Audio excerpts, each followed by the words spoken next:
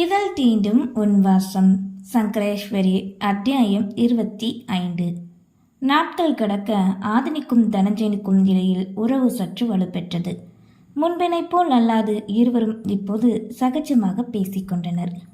தனஞ்சயனின் அன்னையோ அவனிடம், இலே, மருமக கல்யாணம் பண்ணிட்டு வந்ததுலேருந்து வீட்டுக்குள்ளே தாங்க இருக்கா, அவளை எங்கேயாவது வெளியில் கூட்டிகிட்டு போனாலடா உணவரை பரிமாறியவாறே கேட்க, அதான் நீங்கள் கோயிலுக்கு கூட்டிகிட்டு போகிறீங்களேம்மா, அப்புறம் என்ன?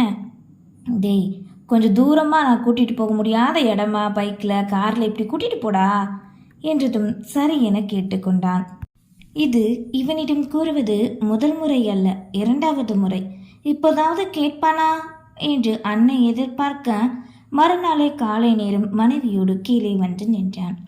இருக்கையில் சாய்ந்து செய்தித்தாள் படித்து கொண்டிருந்த கந்தவேலிடம், அப்பா, நானும் இவளும் தலையணை ஃபால்ஸ் வர போயிட்டு வரோம்.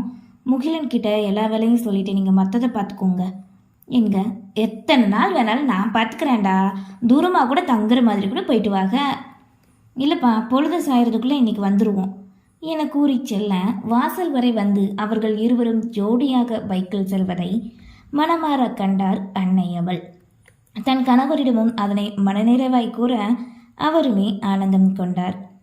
இளவரசியின் கெட்ட நேரமோ என்னவோ, சரியாக கல்லூரி கிளம்பி பேருந்து நிலையம் செல்ல வெளியே வந்த நொடிதான் அவர்கள் இருவரும் பைக்கில் செல்வதை காண நேர்ந்தது. நன்கறிந்த பைக்கின் ஓசையில் அவளறியாது விழிகள் திரும்பி கண்டுவிட இதயத்தில் சட்டென குத்திய முல்லை பிடுங்க முடியாது தவித்தாள். மூச்சினை இழுத்து கலங்கிய கண்களை துடைத்து கொண்டவளோ, தெருவில் எந்த நாய் போனோ நமக்கு என்ன, நீ பாதையை மட்டும் பார்த்து நட முதல்ல தன்னைத்தானே திட்டிக் கொண்டாள். எதை நினைக்கக்கூடாது என்று நினைக்கிறோமோ அதையே மனதுக்குள் மீண்டும் மீண்டும் வர முதல் முறையாக பார்த்த அவனின் மனைவியின் வார்த்தையால் எரியூட்டினாள். தன்னை விட அழகாக இருக்கிறாள், அதனாலே இவன் விழுந்து விட்டானோ என நினைத்து அவனை திட்டாது அவளைத்தான் திட்டினாள் இளவரசி. மனபாரம் இறங்கும் வரை திட்டி முடித்து, இனிமே இவங்க 2 பேரும் கண்ணிலே படக்கூடாது வேண்டிக் கொள்ளவே அவளின் வேண்டுதல் நிறைவேற்றப்படவில்லை என்பது போல் அன்று மாலையே மறுபடியும் ஒன்றாக கண்டாள் இளவரசி. அன்று முழுவதுமே கட்டுப்போடை வீட்டுக்குள் சுற்றி வந்தாள். பின் எப்படியோ அதனை மறந்து நாட்களை கடக்க படிப்பின் இறுதியில் இருந்தாள்.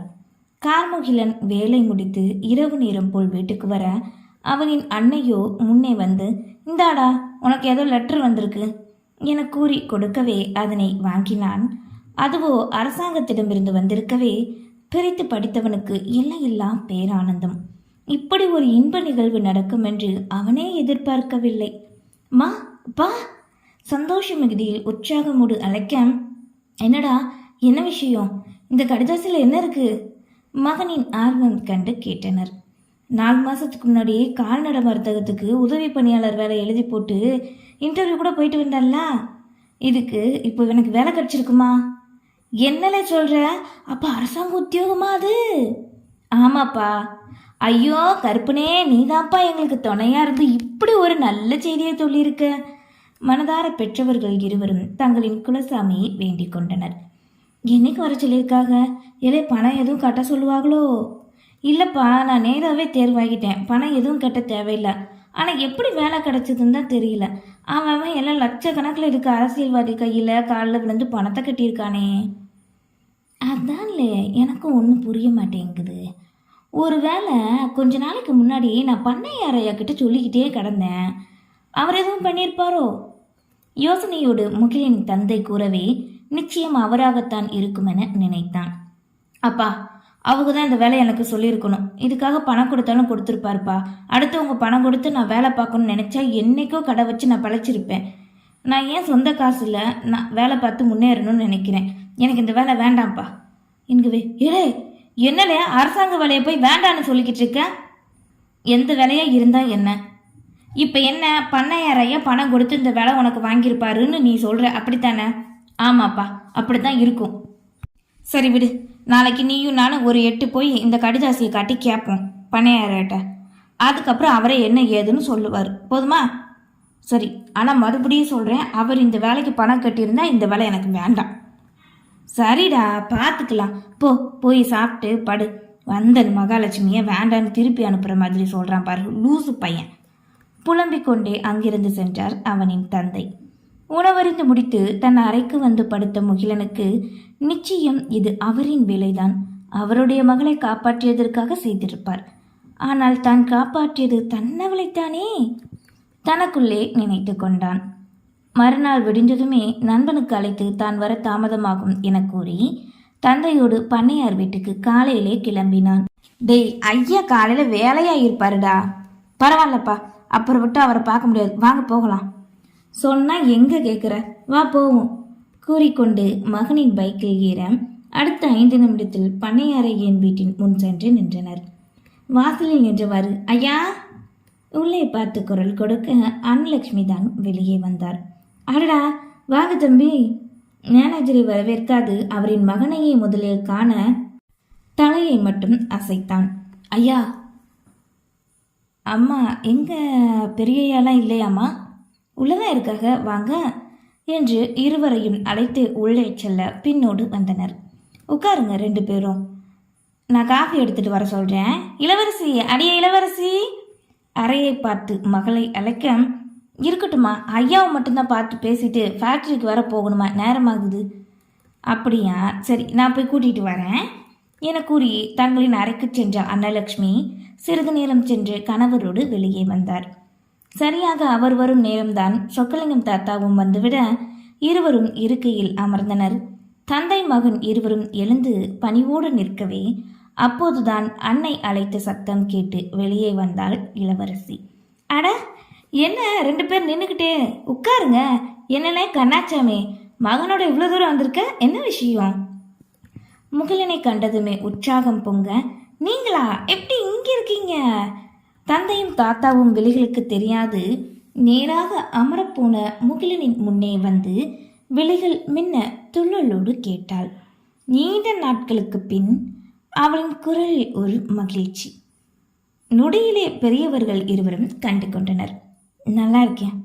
அதற்கு மேல் ஒரு வார்த்தை கூட அவளின் நலன் பற்றி அவனால் விசாரிக்க முடியவில்லை. என்ன திடீர்னு எங்கள் வீட்டுக்கு வந்திருக்கீங்க? ஐயாவை பார்க்க வந்திருக்கேன் என்று முன்னே பார்த்த தன் கரத்தினை நீட்ட உள்ளிறங்கிய குரலோடு சரி என்றாள். இந்த பெண்ணிற்கு தன் மகனை முன்னவே தெரியுமா? ஒரு ஊர் என்பதால் பார்த்திருப்பார்களோ? யோசனையோடு அவர்கள் பேசுவதை முகிலனின் தந்தை கண்டார். சரி நீங்கள் பேசுங்க, நான் டீ கொண்டு வரேன் கூறி அங்கிருந்து சிட்டாக பறக்க மகள் இன்று வீட்டாருக்கு வித்தியாசமாக தெரிந்தாள். யாராவது தங்களின் வீட்டுக்கு வந்தால் கண்டுகொள்ளாது இருப்பவளா இன்று இப்படி விழுந்து கவனிக்கிறாள்? தன் உயிரை காப்பாற்றியவன் என்பதால் இருக்குமோ? பெரியவர்கள் நினைத்து கொண்டனர். ஐயா, என் மகனுக்கு அரசாங்க வேலை கிடைச்சிருக்கு, அது என்று வந்த காகிதத்தை காட்டவே டீயை கொண்டு வந்து தன் கரங்களாலே அவர்களுக்கு கொடுத்து தந்தையின் அருகிலே என்னவென்று அறிய அமர்ந்து கொண்டாள் இளவரசி. அவளின் மனதில் இப்போது எந்த சலனமும் இல்லை என்பதால் அவளோ எப்போதும் போல் சகஜமாக இருக்க முகிலனுக்குத்தான் பேச்சே வரவில்லை. அவளின் முன் தான் மௌனமாகி விடுவதை அன்றும் சரி இன்றும் சரி கவனித்து கொண்டான். நல்ல வேலைதான்ப்பா, இதனால என்ன என்க. என் மகன் என்ன நினைக்கிறானா, நீங்கள் சொல்லி தான் இந்த வேலை கிடைச்சிருக்கும், சும்மா எல்லாம் கிடைக்காது, பணமும் ஆள்பலமும் இருந்தால் தான் இது முடியும்னு சொல்கிறான். அதான் ஐயா உங்களுக்கு பார்த்து பேசி நன்றி சொல்லிட்டு போகலான்னு வந்தேன் என்று பணிவோடு முகிலனின் தந்தை கேட்க, ஆமாம் கண்ணாச்சாமி, நம்ம பிள்ளைக்கு இதை கூட செய்யலைன்னா எப்படி? நீ என்கிட்ட சொல்லிட்டு இருந்தியே ஒரு நாள், அப்போ நீ போனதும் எம்எல்ஏ ஃபோன் அடித்தான், அப்போ அவன்கிட்ட சொல்லி வச்சேன், அவன் தான் இந்த வேலைக்கு சொல்லியிருக்கணும். நல்ல வேலை தானே, நீ ஆசைப்பட்ட மாதிரியும் உன் பையனுக்கு வாங்கி கொடுத்துட்டல. ஐயா மன்னிச்சிடுங்க ஐயா, எனக்கு இந்த வேலை வேண்டாம் உறுதியோடு கூறி எழுந்து நிற்க அங்கிருந்தவர்களோ அவனைத்தான் கண்டனர். இவங்க என்ன லூசா என்ற நினைப்போடு அவனிடம் பேச எழுந்தாள் இளவரசி. நன்றி.